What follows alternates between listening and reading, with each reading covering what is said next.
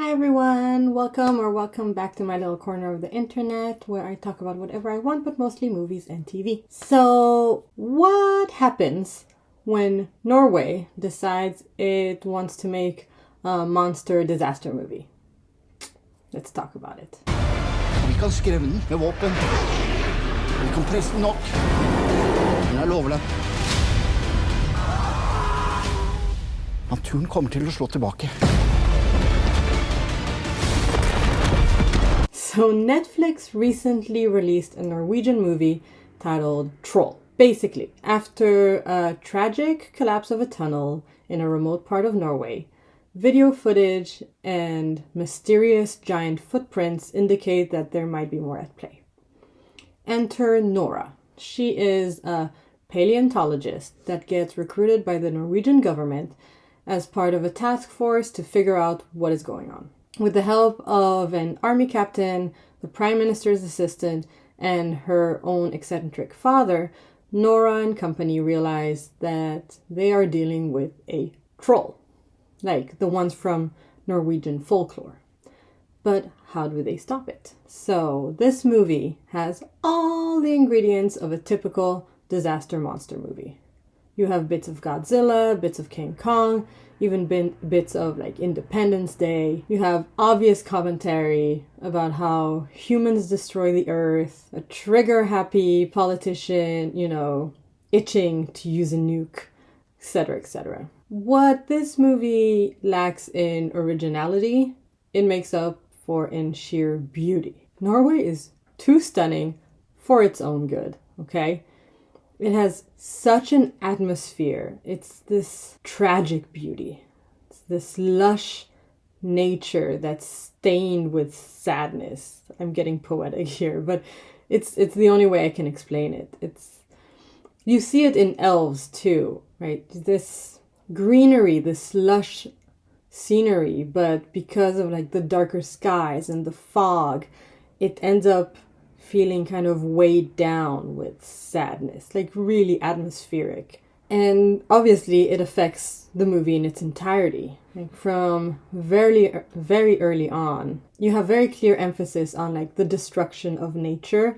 Like Greta Thunberg would be very happy this movie exists, right? It shows like you're destroying nature so horribly that like natural creatures are coming to defend it type thing, which I guess is a very Godzilla thing as well, right? So here it's more like you look what you have awoken. It's like that sadness that I mentioned, like it carries through to the troll itself. They very early on emphasize the pain of the troll, and it like carries out throughout the movie. The sound design kind of digs into your soul and makes you want to cheer for the creature since it is very clearly hurting. There's not a lot to say about the movie itself. I just kind of want to talk about it because it's brand new and it's a little bit different, but still very much the same, right?